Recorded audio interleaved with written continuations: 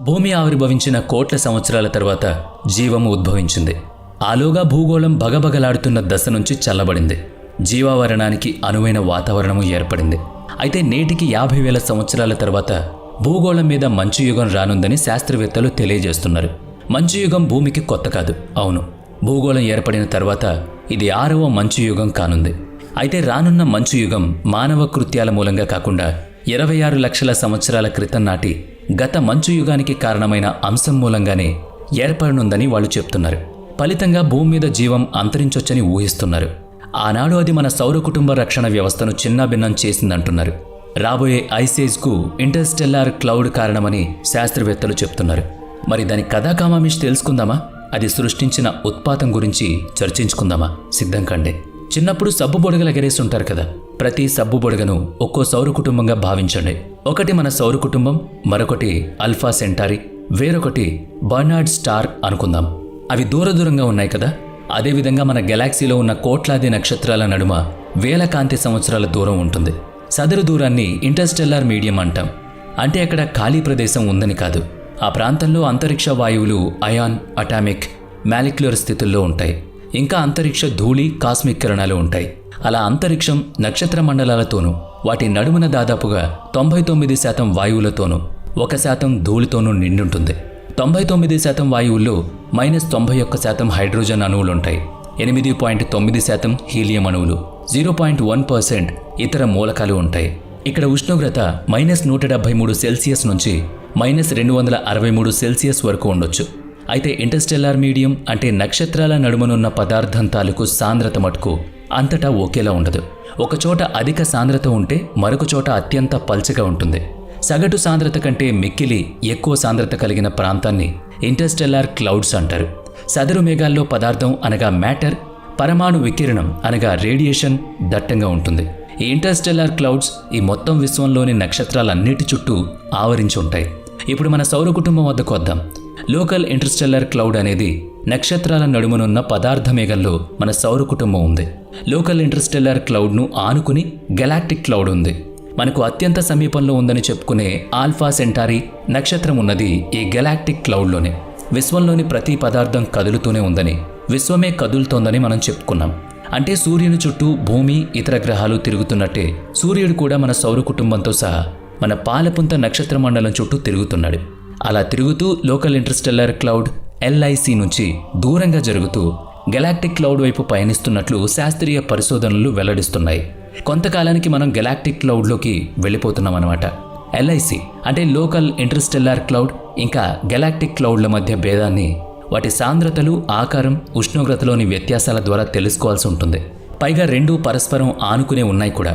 ఆ వ్యత్యాసాలను లెక్కించడం ద్వారా మనం ఏ నక్షత్రాల నడుమనున్న పదార్థ మేఘంలో ఉన్నామో, అనగా ఏ ఇంటర్స్టెల్లార్ క్లౌడ్లో ఉన్నామో తెలుసుకోవడానికి వీలవుతుంది.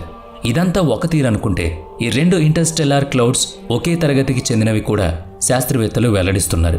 దాన్నే వాటి కంపోజిషన్ అంటారు.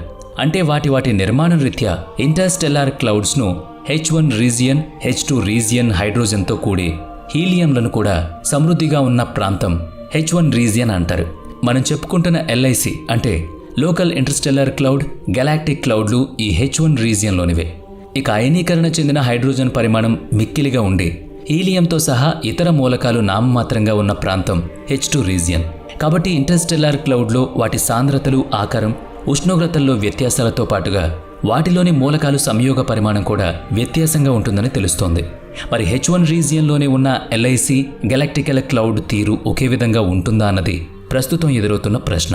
మిల్కీవే గెలాక్సీ చుట్టూ తిరుగుతున్న మన సౌర కుటుంబం LIC నుంచి గెలాక్టిక్ క్లౌడ్లోకి ప్రవేశిస్తే గనుక సౌర కుటుంబంలో జరగబోయే మార్పులేమిటన్నది దాని మీద శాస్త్రవేత్తలు దృష్టి సారించారు. అప్పుడు మన భూగోళం మీద వాతావరణం, పర్యావరణ మార్పులు చెందుతాయా అన్నది పరిశీలించాలి. ప్రస్తుతానికి అవన్నీ భౌతిక సిద్ధాంతాలే తప్ప ఖచ్చితంగా ఎవ్వరూ చెప్పలేకపోతున్నారు. అందులో ఉన్న సమాచారాన్ని విశ్లేషించి కొన్ని పరిశోధనలు చేసిన మీదట గెలాక్టిక్ క్లౌడ్లోకి ప్రవేశించి అందుబాటులో ఉన్న సమాచారాన్ని విశ్లేషించి కొన్ని పరిశోధనలు చేసిన మీదట గెలాక్టిక్ క్లౌడ్లోకి ప్రవేశించి సౌర కుటుంబంలో పలు విపరీతాలు చోటు చేసుకోవచ్చని మాత్రం ఊహిస్తున్నారు. అంటే మన భూమి మీద కూడా సదరు ప్రభావం ఉంటుందని అర్థం. 2024 జూన్ 10 నాటి న్యాచురల్ ఆస్ట్రోనమీ అనే సైన్స్ పత్రికలో అమెరికాకు చెందిన కేంబ్రిడ్జ్ విశ్వవిద్యాలయ ఆచార్యులు మేరా ఒఫేర్, అబ్రహాం లోయెబ్, జేఈజే పీక్లు రాసిన ఒక వ్యాసాన్ని ఉటంకిస్తూ ఇప్పుడు మనం కొన్ని సంగతులు చెప్పుకోవాలి. భూమి యొక్క హీలియోస్పియర్ను అధ్యయనం చేస్తున్నప్పుడు వాళ్ళు LRCC అనే ఇంటర్స్టెల్లార్ క్లౌడ్ని పరిశీలించారు. 26 లక్షల సంవత్సరాల క్రితం మన సౌర కుటుంబాన్ని తీవ్రంగా ప్రభావితం చేసిన నక్షత్రాల నడుమనున్న పదార్థ మేఘం ఇదేనని వాళ్ళు భావించారు. భూమి అయస్కాంత క్షేత్రం మూలంగా ప్రమాదకర సౌర పవనాలను అడ్డుకోగలుగుతున్నామని మనకు తెలుసు. అదేవిధంగా మన సూర్యుని అయస్కాంత క్షేత్రం మన సౌర కుటుంబం దాటి బాహ్య అంతరిక్షంలో కొన్ని కోట్ల కిలోమీటర్ల దూరం వరకు ప్రభావాన్ని చూపిస్తుంది. ఇంటర్స్టెల్లార్ మీడియం నుంచి వచ్చే రేడియో ధార్మిక ధూళి, కాస్మిక్ కిరణాలను సూర్యుని అయస్కాంత క్షేత్రం అడ్డుకుంటుంది. ఇలా సూర్యుని చుట్టూ ఆవరించి ఉన్న ఈ రక్షిత అయస్కాంత క్షేత్రాన్ని హీలియోస్పియర్ అంటారు. ఇప్పుడు ఒక సంఘటన గుర్తు చేసుకుందాం. 2012 ఆగస్టు 25 నాటికి నాసా ప్రయోగించిన వోయేజర్ 1 అంతరిక్ష నౌక మనం చెప్పుకున్న హీలియోస్పియర్ను దాటి వెళ్లిన మొట్టమొదటి మానవ నిర్మిత వస్తువుగా చరిత్రకెక్కింది. 2018 నవంబర్ 5 నాటికి వోయేజర్ 2 హీలియోస్పియర్ను దాటి వెళ్లిన రెండవ మానవ నిర్మిత వస్తువుగా చరిత్రకెక్కింది. 2022 నాటి ఒక పరిశోధన సదరు హీలియోస్పియర్ అంచుల గురించి ముఖ్యమైన విషయాల్ని ప్రస్తావించింది. వోయేజర్ 1, 2 రెండూ కూడా హీలియోస్పియర్ సరిహద్దుల్ని దాటుతున్నప్పుడు గుర్తు తెలియని తరంగాలు గుర్తించాయి. తత్ఫలితంగా హీలియోస్పియర్కు ఇంటర్స్టెల్లార్ స్పేస్కు మధ్య నిరవధికంగా తాడనాలు జరుగుతూనే ఉన్నాయని తెలిసింది. సదరు ఘర్షణ గురించి మనం ముందే చెప్పుకున్నాం. అది వోయేజర్ ప్రయోగాల ద్వారా నిర్ధారణ అయింది. అయితే ఆ ఘర్షణ మూలంగా హీలియోస్పియర్ ఆ కాలంలో పలు మార్పులు చోటు చేసుకుంటాయి. అవి దాదాపుగా 10 ఆస్ట్రోనామికల్ యూనిట్ల వరకు ఉంటాయని శాస్త్రవేత్తలు చెప్తున్నారు. సౌర కుటుంబాలు సబ్బుబొడగల మాదిరిగా ఉంటాయని చెప్పుకున్నాం కదా. గాలి తక్కువగా ఉండే బాస్కెట్బాల్ అక్కడక్కడ నొక్కబడినట్లు ఉంటుంది కదా, అలా ఉంటాయి. అనగా కేంద్రం నుంచి అంచుల మధ్య దూరాలు సమంగా ఉండవు. ఇలా సూర్యుని హీలియోస్పియర్ కూడా అక్కడక్కడ చొట్టలు పడినట్లుగా ఉంటుంది. అందుకారణం హీలియోస్పియర్కు ఇంటర్స్టెల్లార్ స్పేస్కు మధ్యన నిరంతరం జరిగే ఘర్షణే కారణం. అయితే సౌర కుటుంబపు విస్తీర్ణంతో పోలిస్తే 10 ఆస్ట్రోనామికల్ యూనిట్ల మేరకు చొట్టపడినా అదేమంత ఎక్కువ కానే కాదు. ఆ మాత్రానికే సౌర కుటుంబంలోని పదార్థాలు అంటే గ్రహాలు, గ్రహ శకలాలు, ఉల్కలు, తోకచుక్కలు ప్రభావితం అయ్యేది కానే కాదు. హీలియోస్పియర్ అంచు నుంచి కొలిస్తే సూర్యుడికి దగ్గరగా ఉన్న భూగ్రహం మీద సదరు ఇంటర్స్టెల్లార్ స్పేస్ ప్రభావం దాదాపుగా శూన్యం. అయితే సూర్యుని హీలియోస్పియర్ను ఆవరించి ఉన్న ఇంటర్స్టెల్లార్ క్లౌడ్ తాలూకు కంప్యూటర్ సిమ్యులేషన్ మోడల్స్ను రూపొందించి పరిశీలిస్తున్నప్పుడు మన సౌర కుటుంబం గతంలో ఏ ఇంటర్స్టెల్లార్ క్లౌడ్స్ గుండా ప్రయాణిస్తూ లేదా ఏ ఇంటర్స్టెల్లార్ క్లౌడ్స్ సమీపంగా ప్రయాణిస్తూ వచ్చిందన్నదాన్ని మనం దృష్టిలో పెట్టుకోవాలి. చాలా అనూహ్యంగా ఉంది కదా. అందుకే అంతరిక్షం అంతులేని అద్భుతాలకు ఆలవాలం. దాని అంతరిక్షం అనుక్షణం ఆసక్తికరం. అదిగో సదరు ఇంటర్స్టెల్లార్ క్లౌడ్ను పరిశీలిస్తున్నప్పుడు శాస్త్రవేత్తలు LRCCని గమనించారు. Large ribbon of cold clouds LRCCని పేరుకు తగినట్టుగా అతి భారీ శీతల మేఘాలతో కూడిన ఇంటర్స్టెల్లార్ క్లౌడ్గా గుర్తించారు. అంటే అది పూర్తిగా హైడ్రోజన్తో తయారైన అతి శీతల మేఘాల సమూహం.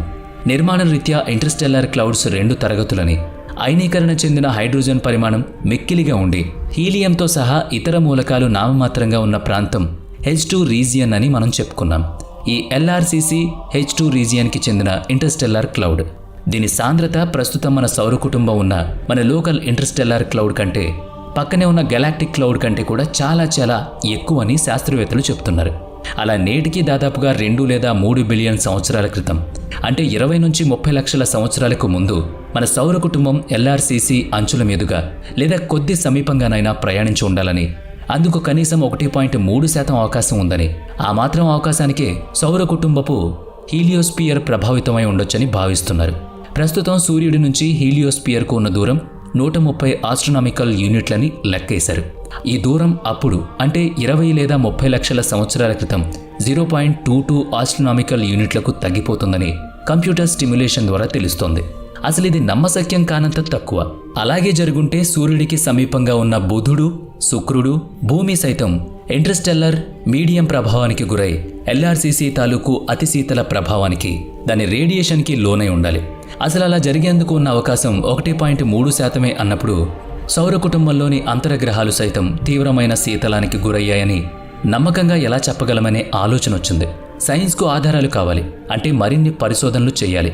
శాస్త్రవేత్తలు తమ ప్రయత్నాలు మానలేదు. అప్పుడే ఐరన్ 60, ప్లూటోనియం 244ల ఉనికి కోసం పరిశోధించారు. భూగోళంతో సహా సౌర కుటుంబం LRCC ప్రభావానికి లోనై ఉన్నట్లయితే మన వద్ద సదరు 2 మూలకాల శాతం చాలా హెచ్చుగా ఉండాలి. ఆ కోణంలో పరిశోధన చేస్తున్నప్పుడు అంటార్కిటికాలోని దట్టమైన మంచు పలకల క్రింద చందమామ నుంచి తీసుకొచ్చిన మట్టి శిలల నమూనాల్లోనూ ఐరన్ 60 ఆనవాళ్లు లభించాయి. అవి సుమారుగా 17 లక్షల నుంచి 32 లక్షల సంవత్సరాల మధ్య కాలంలో భూమి మీదకొచ్చుండాలని అంచనా వేశారు. అన్నట్టు ఐరన్ 60 భూమి మీద చంద్రుని మీద ఉండే సహజ మూలకం కాదు. ఆ కాల వ్యవధిలో ప్లూటోనియం 244 పరిమాణం కూడా చాలా అధికంగా ఉంటుందని పరిశోధనల్లో వెల్లడైంది. ఈనాటి వరకు ఏ సూపర్ నోవా విస్ఫోటనం మూలంగానూ సదరు మూలకాలు భూమి మీదకు వచ్చి చేరాయని భావిస్తున్న శాస్త్రవేత్తల అంచనాలు తలక్రిందులయ్యాయి. 1 కోటి సంవత్సరాల సమాచారాన్ని విశ్లేషించి చూడగా భూమికి సమీపంలో ఎలాంటి సూపర్ నోవా విస్ఫోటనం జరగలేదని తేలింది. కాబట్టి ఉన్న అవకాశం ఒకటే కనిపిస్తోంది. సూర్యుని హీలియోస్పియర్కి ఇంటర్స్టెల్లార్ మీడియంకి మధ్య ఎంతో కొంత ఘర్షణ జరిగి ఉండాలి. అది కూడా 20-30 లక్షల సంవత్సరాల మధ్యనే జరిగి ఉంటుందని పరిశోధనలు చెప్తున్నాయి. దాని ప్రభావమే భూమిపైన పడింది. భూగోళం మీద ఆనాటి ఆ పరిస్థితులను 5వ మంచు యుగంగా శాస్త్రవేత్తలు పేర్కొంటున్నారు. బహుశా అది నేటికి సుమారుగా 26 లక్షల సంవత్సరాలకు కాస్త అటు ఇటుగా మొదలై ఉండాలని కూడా అంచనా వేశారు. తత్ప్రభావంతో ఆర్కిటిక్ ప్రాంతంలో దట్టమైన మంచు పేరుకుంది. అదే సమయంలో హోమోసెపియన్ల నుంచి ఆధునిక మానవుడిగా మారిన జీవ పరిమాణం జరిగిందని శాస్త్రవేత్తలు వెల్లడిస్తున్నారు. 5వ మంచు యుగం నేటికి సుమారుగా 11,000 సంవత్సరాల క్రితం ముగిసిందనేది శాస్త్రవేత్తల అంచనా. అయితే 5వ మంచు యుగం అకస్మాత్తుగా ముంచుకొచ్చిందని, అందుకు ఖచ్చితమైన కారణం మాత్రం ఇంకా కనుక్కోవాలని శాస్త్రవేత్తలు చెప్తున్నారు. ఇంటర్స్టెల్లార్ మీడియం ప్రభావాన్ని విస్మరించే శాస్త్రవేత్తలు మాత్రం భూకక్షా మార్గంలో కొద్దిపాటి మార్పు జరిగి ఉంటుందని, అందువల్లనే భూగోళం మీద వాతావరణం మార్పులకు గురై ఉంటుందనే సిద్ధాంతాన్ని వెల్లడిస్తున్నారు. పోనీ అదే కారణం అనుకుంటే భూకక్షలో ఉన్నట్టుండి మార్పు ఎలా సాధ్యమైందనే దానికి సమాధానం లేదు.